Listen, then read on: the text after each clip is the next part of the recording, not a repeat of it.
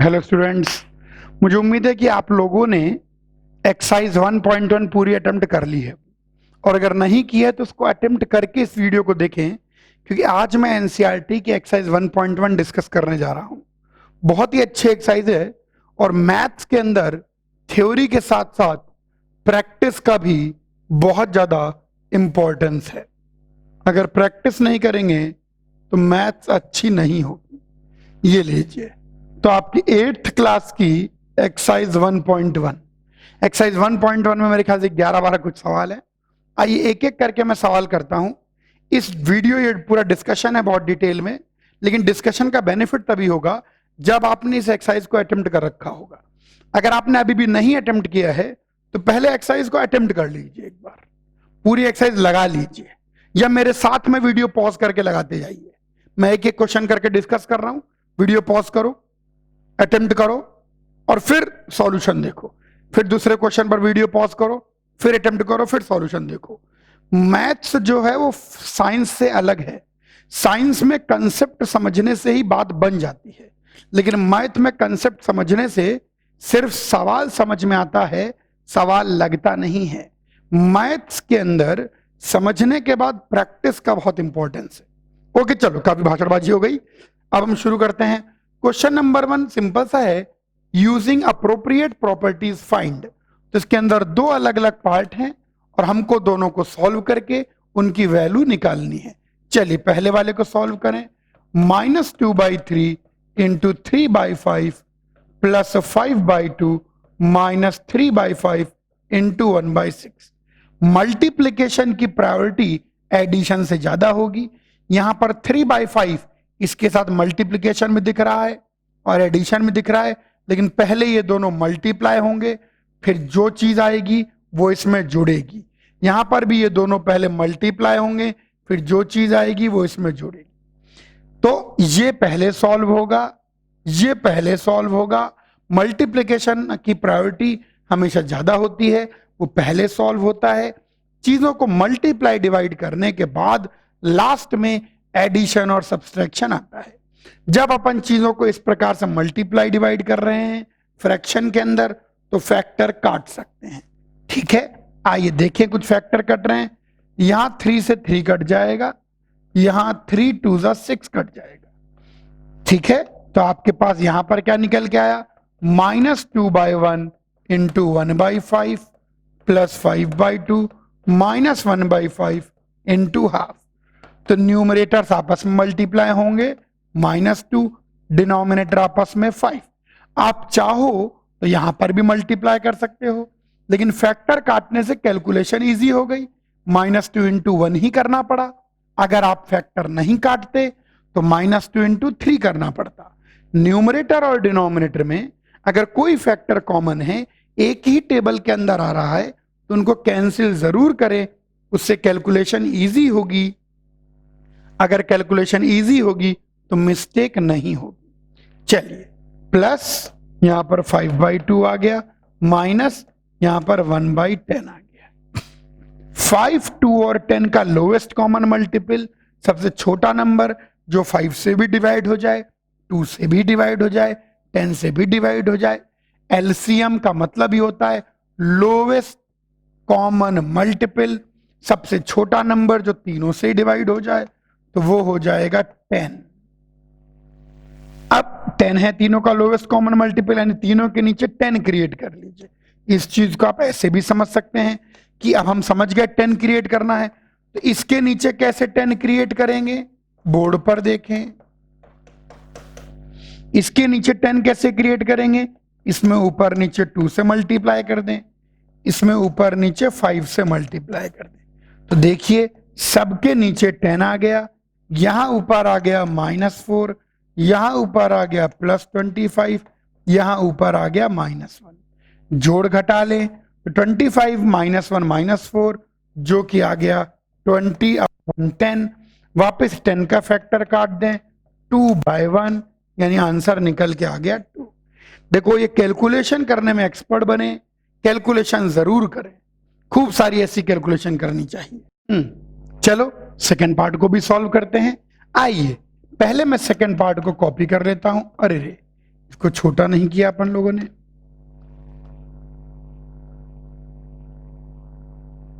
वरना क्या था वो बहुत बड़ा बड़ा लिखने लग जाता है, और कोई बात नहीं है। हाँ, आइए सेकेंड पार्ट को सॉल्व करें। तो आइए पहले सेकेंड पार्ट को कॉपी कर लेते हैं। 2/5 इंटू -3/7 -1/6 इंटू 3/2 प्लस 1/14 इंटू 2/5। चलो सबसे पहले मैंने क्या बोला, पहले मल्टीप्लिकेशन का काम होगा, इनको आपस में मल्टीप्लाई करेंगे, इनको आपस में मल्टीप्लाई करेंगे, इनको आपस में मल्टीप्लाई करेंगे। ये -3/7 को आप लिख सकते हैं -3/7 माइनस बाकी सब मैं अभी एज इट इज कॉपी कर रहा हूं। जब भी मल्टीप्लिकेशन हो तो अगर कोई फैक्टर कट रहा हो तो काटें, यहां तो ऊपर नीचे कुछ नहीं कटेगा, यहां कटेगा 3 2 6 एंड 2 7 14। तो फैक्टर काटने के बाद आपके पास क्या मिला, 2/5 इंटू -3/7 -1/2 इंटू 1/2 प्लस 1/7 इंटू 1/5। तो यहां पर आ जाएगा -3 इंटू 2 -6/35 -1/4 प्लस 1/35। इन दोनों का डिनोमिनेटर सेम है, तो पहले इन दोनों को क्यों ना ऐड सब्ट्रैक्ट कर लें। तो यहां पर -6/35 प्लस 1/35 -1/4। तो -6/35 प्लस 1/35, तो नीचे 35 आ जाएगा, -6 प्लस 1 -1/4। यहां कर रहा हूं आराम से देखिए, -6 प्लस 1 कितना आ गया, -5/35 -1/4। माइनस साइन कॉमन ले लीजिए, तो यहां आ जाएगा 5/35 प्लस 1/4। तो अब यहां फैक्टर कट रहा है तो फैक्टर काट दीजिए, 5 7 35। तो आपके पास क्या निकल के आएगा, आपके पास निकल के आएगा -1/7 प्लस 1/4। जब भी ऊपर नीचे कॉमन फैक्टर दिखाई पड़े काटे जरूर, कैलकुलेशन इजी हो जाती है। 7 4 28 और 7 प्लस 4, तो ये आ गया -11/28, है ना इजी। फैक्टर लगातार काटे, फालतू कैलकुलेशन बढ़ाने की जरूरत नहीं है। तो यहां 1 से मल्टीप्लाई करने पर किसी भी नंबर में कोई फर्क नहीं पड़ा। इसको अपन कह सकते हैं कि प्रॉपर्टी ऑफ मल्टीप्लिकेशन ऑफ 1, या यूं भी कह सकते हैं कि 1 इज अरे एक मिनट में गड़बड़ हो जाएगी, एक सेकंड रुकें, इसको हम दोबारा से कर लेते हैं वरना ये जो है गड़बड़ कर देगा। ओके चलिए, हाँ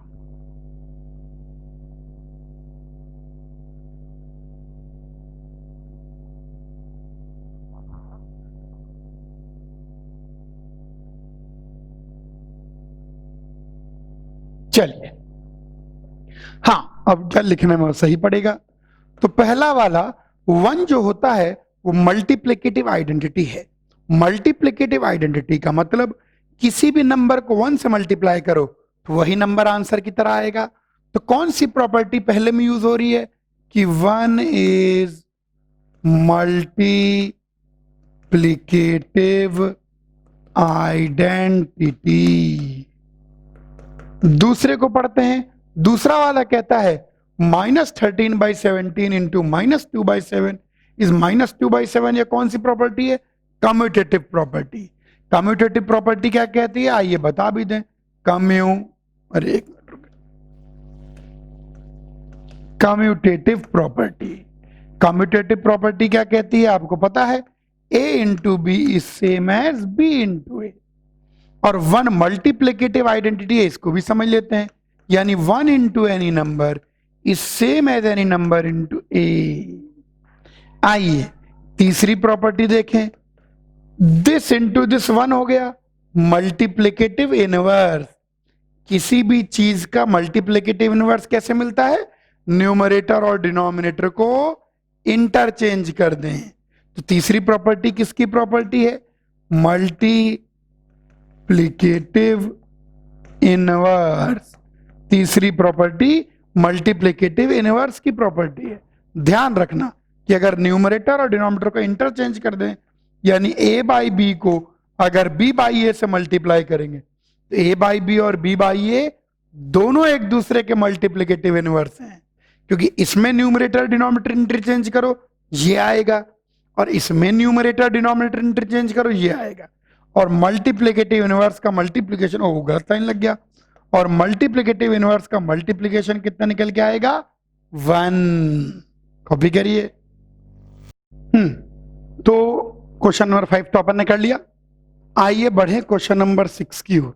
हर क्वेश्चन को ध्यान से देखें।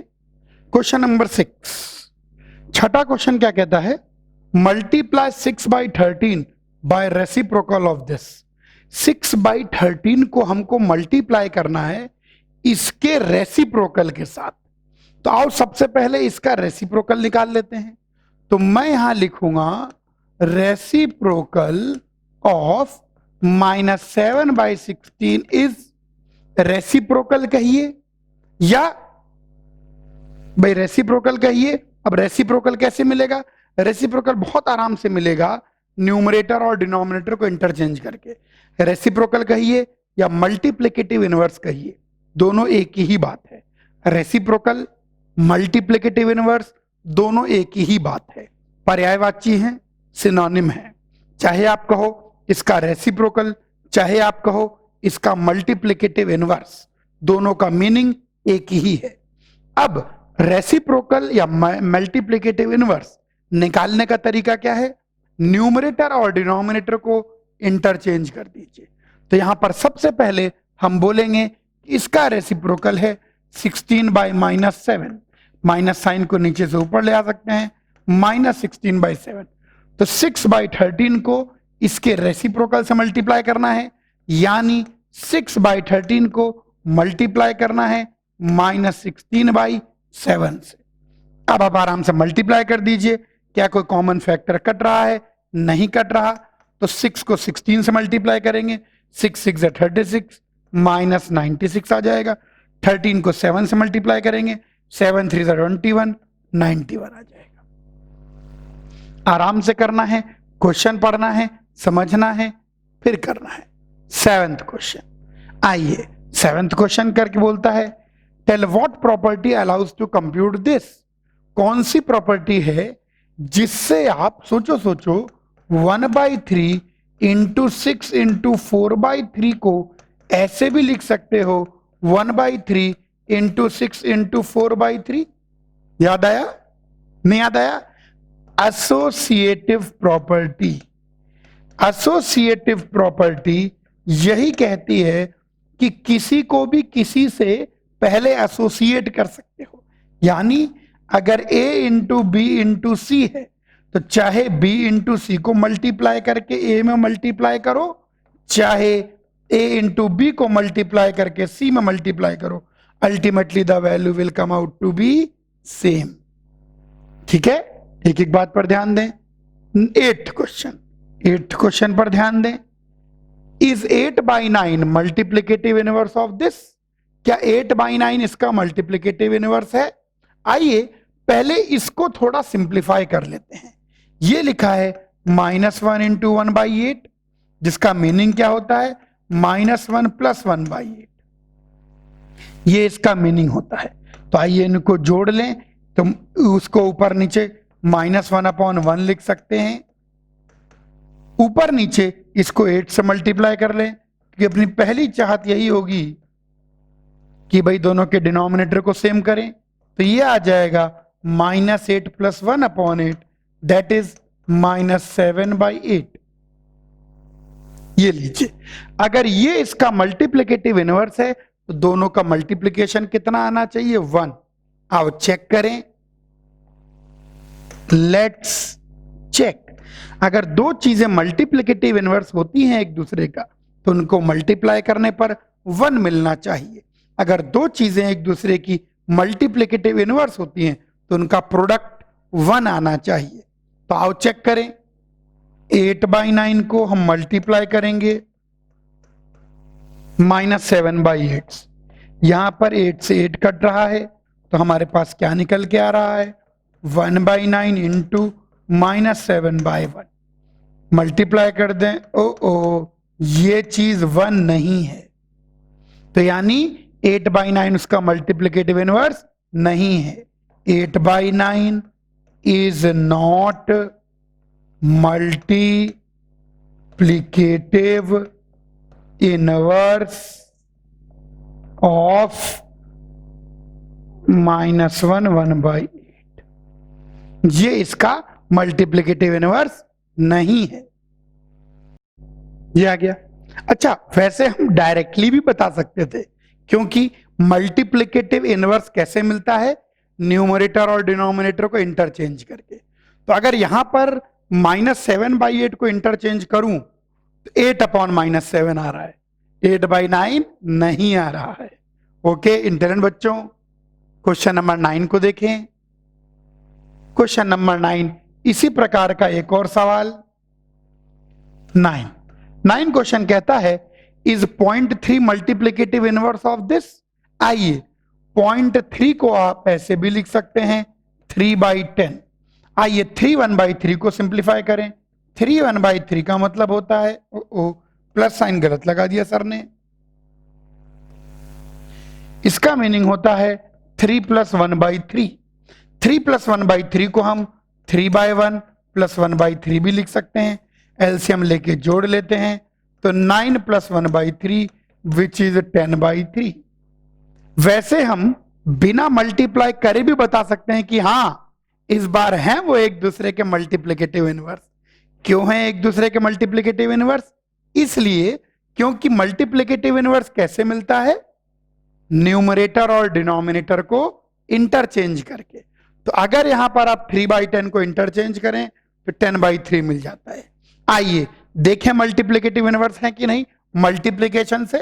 तो हम 3/10 को मल्टीप्लाई करेंगे 10/3 से। क्लियरली 10 से 10, 3 से 3 पूरा कट जाता है। तो आपके पास क्या निकल के आता है? 1/1 इंटू 1/1 विच इज 1। तो हम बोलेंगे yes 0.3 is multiplicative inverse of 1/3। अगर दो चीजें एक दूसरे का मल्टीप्लिकेटिव इनवर्स हैं, अगर दो चीजें एक दूसरे का रेसिप्रोकल हैं, तो उनका प्रोडक्ट 1 आएगा। आइए और सवाल लगाते हैं।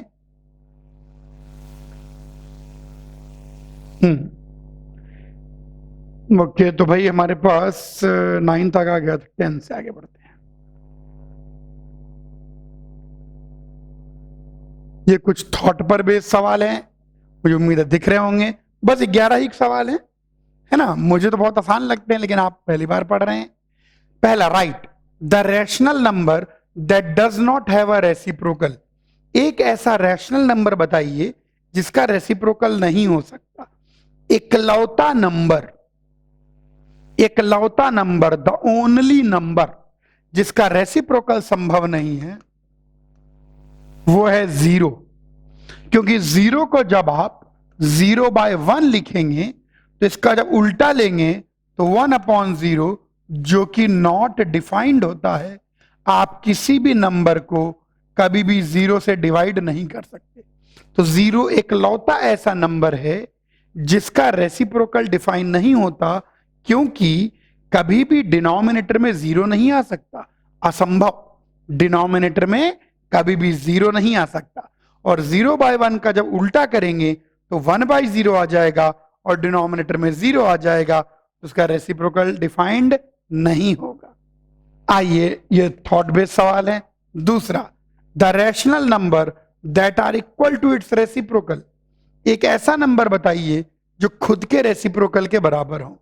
तो ऐसे दो ही नंबर हैं जो खुद के रेसिप्रोकल के बराबर है। Only 2 numbers are equal to their reciprocal। केवल दो ही नंबर एक खुद के रेसिप्रोकल के बराबर हैं। एक है 1 और एक है -1। देखो कैसे, अगर 1 का रेसिप्रोकल निकालोगे तो 1 को हम लिखेंगे 1/1। अब इसको उलट भी दोगे तो भी 1/1 1 ही मिलेगा। ऐसे -1 को -1/1 लिख सकते हैं। तो अगर इसका रेसिप्रोकल निकालोगे तो 1/-1 -1 ही आ जाएगा। पूरे ब्रह्मांड में, पूरे मैथमेटिक्स में ऐसे दो ही नंबर हैं जो खुद के ही रेसिप्रोकल हैं, जिनका रेसिप्रोकल वो खुद ही हैं, यानी उनको खुद से मल्टीप्लाई करने पर 1 आ जाता है। आइए तीसरी बात करें। The rational number that is equal to its negative. एक ऐसा रैशनल नंबर जो अपने ही नेगेटिव के बराबर हो, तो वो है 0, क्योंकि +0 या -0 कोई फर्क नहीं पड़ता। यही एकलौता रैशनल नंबर है जो खुद अपने नेगेटिव के बराबर है। इस बात को आप प्रूव भी कर सकते हो। सपोज करो x एक ऐसा रैशनल नंबर है जो अपने नेगेटिव के बराबर है, यानी x बराबर होना चाहिए -x के। x खुद के नेगेटिव के बराबर है, तो -x को इस साइड लाओगे तो x + x 0 हो जाएगा। जब भी इक्वल टू के इधर या उधर कोई चीज ले जाते हैं तो उसका साइन बदल जाता है। x + x 0 यानी 2x = 0।